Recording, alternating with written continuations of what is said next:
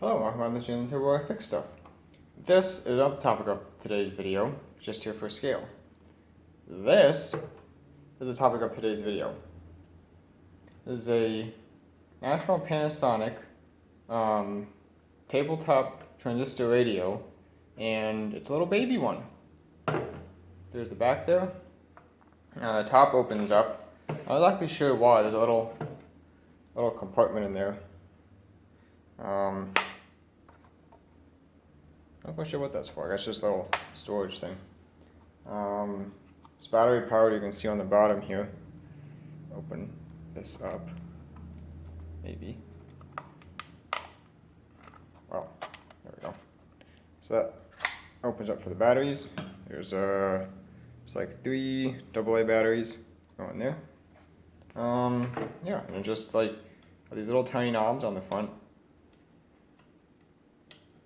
That's pretty cool. It's like a little baby radio. So, supposedly this doesn't work. We'll pop some batteries in it and see what it does. Alright, so batteries have been installed. Volume control seems dirty. Start.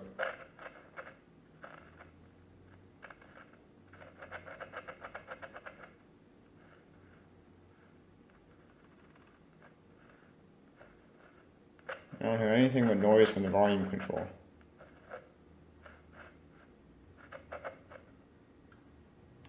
There's nothing coming in from the tuner, just.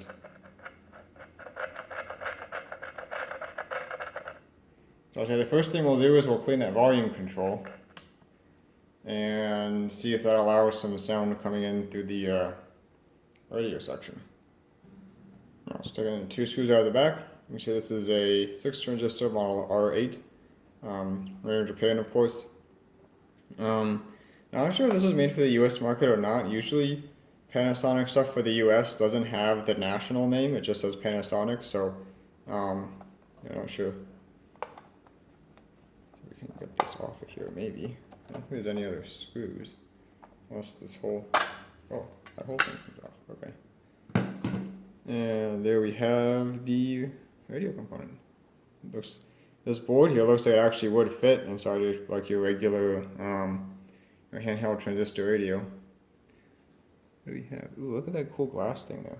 Wonder if that's a diode or what. Is it right there? Kind of cool looking. Could be a diode or something. That's as close as I can get. Interesting. Anyway, volume control, you can kind of see it. I might have to take this out to get to it though. So let's see if I can get some cleaner inside that. We got some electrolytic capacitors here, and there's some of our transistors down in there. So let me see if I can get some cleaner into that and see if it makes any difference. I managed to get this apart. There's 2 screws in the front here.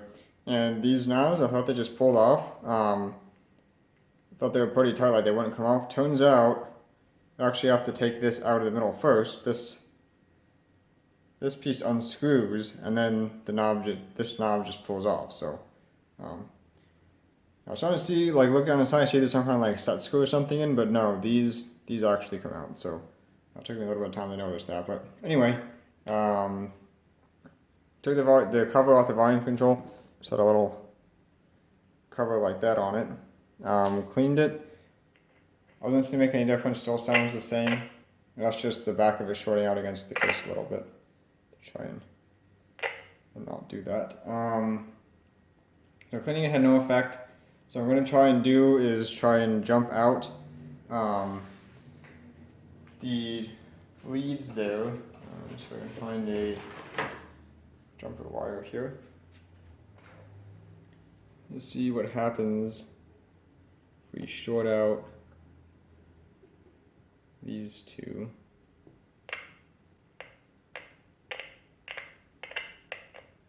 That has no effect. That has no effect either. So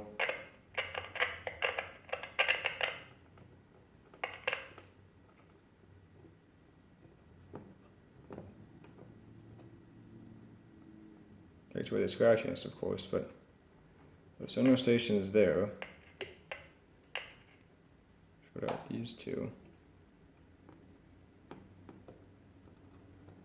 Still no stations there, okay. So let me take a look at how this is wired in here so I can figure out what exactly is going on. So, where the signal is supposed to come from, where it's supposed to come out, and why we're not getting anything. So I'm going to take a look and see if I can see some of this wiring. I didn't look for a schematic for this yet. I may do that. But for right now I'm just going to take a look and see what's connected to what here. So I can figure out where our audio is supposed to come from, where it's supposed to go, and why that's not happening. Well, it is working. The question is why. So I was tracing my way through. So I've confirmed that this volume control, well, I mean, you can hear it working now, but before that, this volume control wasn't the issue because, you know, when you poke here, I'm not going to be able to hear it now because of the music playing, but you get like a little bit of a pop, and same thing on here, and like that varied proportion to the volume control. So the volume control all the way up, touching here and getting the pop, and touching here and getting the pop. A little bit of noise there.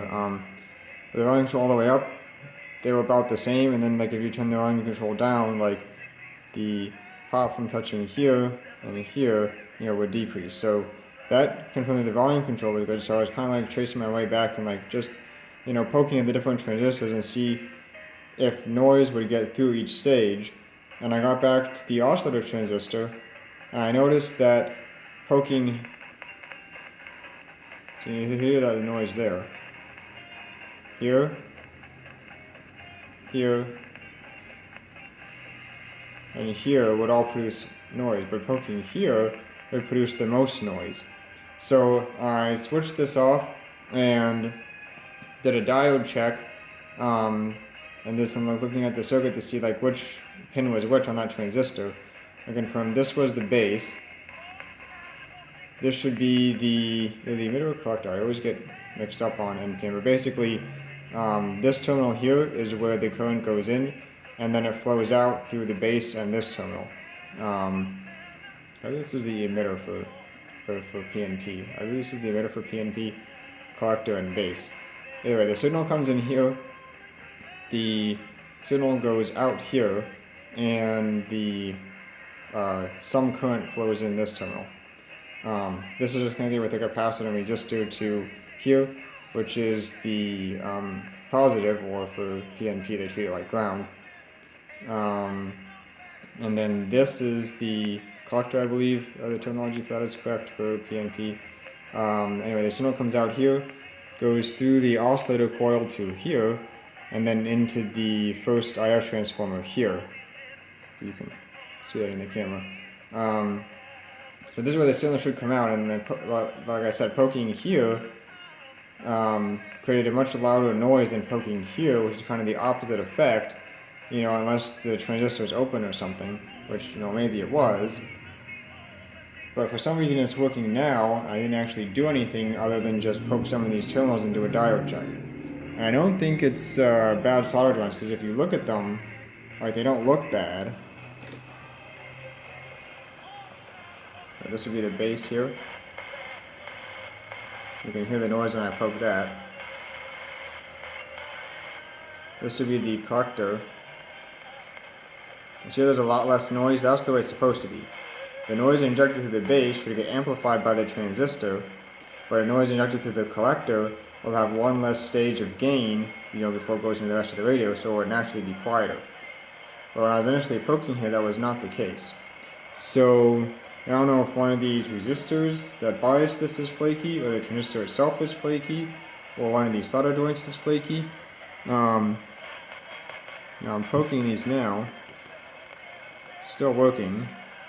And poke that capacitor. I'll poke the transistor. Let's tap in the transistor. Nothing.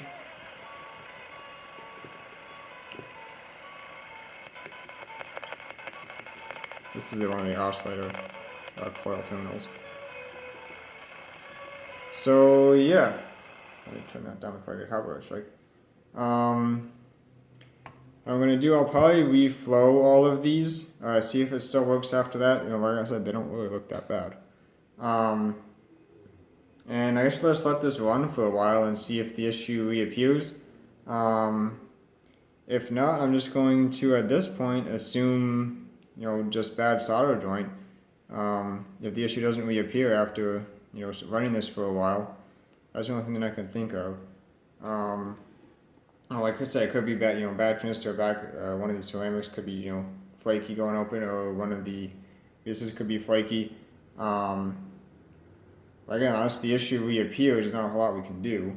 I will have to glue this back on. I broke this off when trying to pull the knob off. It's just got some plastic wrapped around some studs that I should just glue right back on. I'm not going to be worried about that. So I'll fix that. Let this run for a while, and if it seems reliable, we'll just go with that and assume it was a bad solder joint. So I heated up this solder joint to start reflowing and it cut out. So see if I have some freezy stuff here. I'll hit that transistor to blast to the freezy stuff and see if it comes back.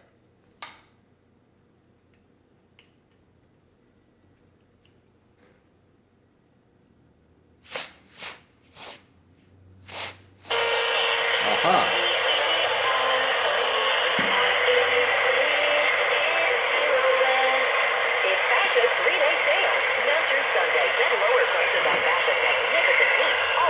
Let's try heating it up again.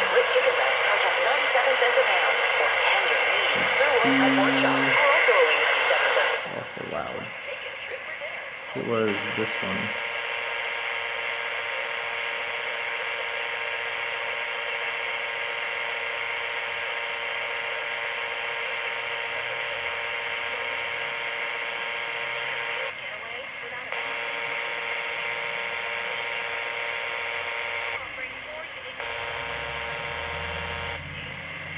Oh.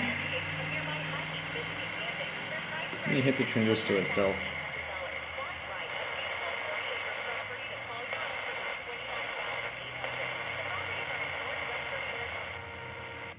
And there she goes.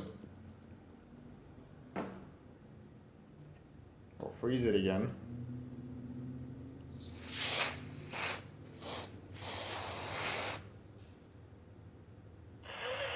And it comes back. And in case you didn't see, the transistor is not the best view here, but the tripod isn't going to cooperate here. So the transistor is this guy right here.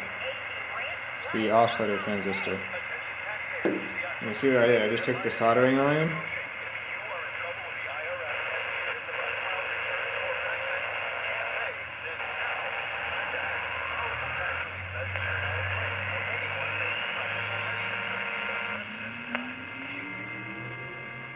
You hear that there? It kind of just like faded out. I took the soldering iron off before it completely cut out. It kind of just like slowly faded out. And we'll hit it with the freezies here. That hum is the noise from the power supply for my soldering iron. If I disconnect this,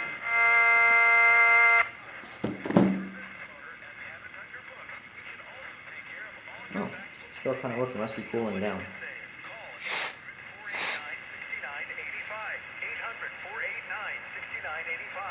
With the freezy spray, it started getting better. So that transistor is flaky. Why it wasn't working initially before we touched it, I don't know, and why it started working, I don't know. But I'm gonna get a copyright strike.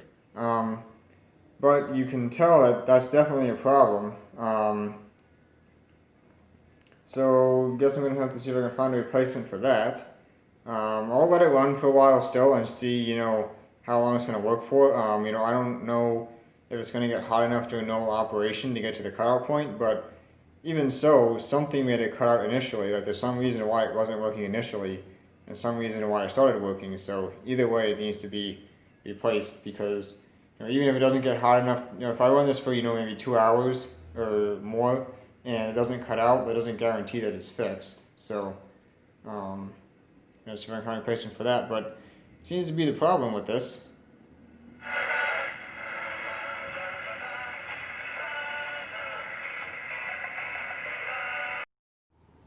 Alright, so got this all back together now.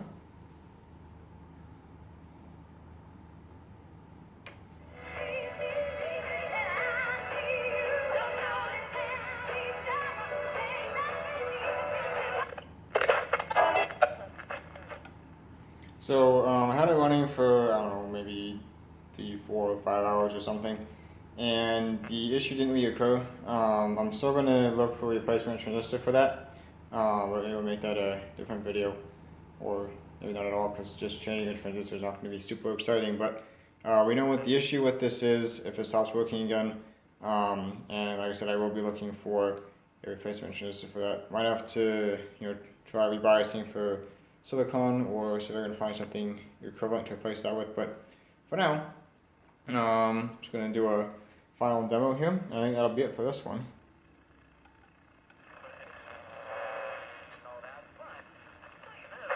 The customers at least know a lot of these facts, and what helps us is they're well aware they communicate.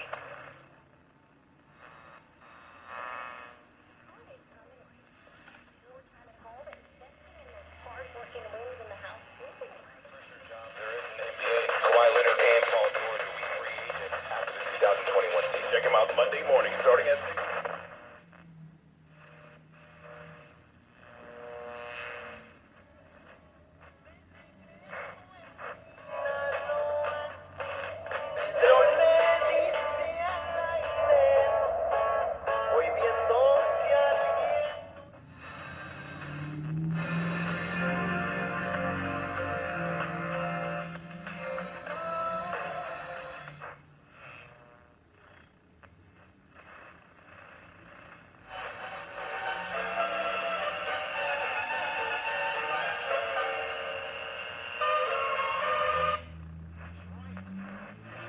Got a timeout.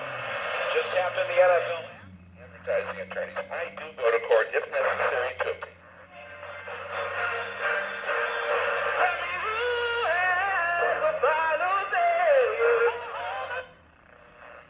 were lucky it rolled out of bounds. That was the 6th. Your state has begun its early voting. This is a state that the Biden campaign believes.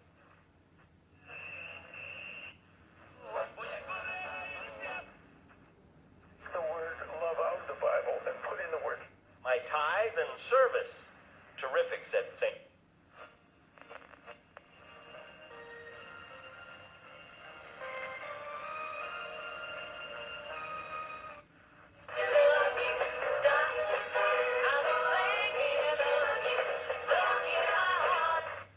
It's mostly on the west side of the house that gets... My yard, that's just a mismatch.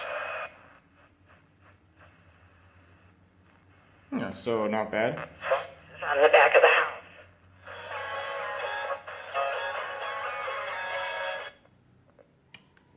I'm not going to be like a superb performer because I only got the 6 transistors, but I'm pretty satisfied with that performance. Sounds pretty good to me. Of course, it's not going to be like the highest fidelity either because it just got that, that tiny little speaker in there. But so I think this thing is pretty cool. Works pretty well as far as I'm concerned. And it's just about the right size to be a console for tech support hog.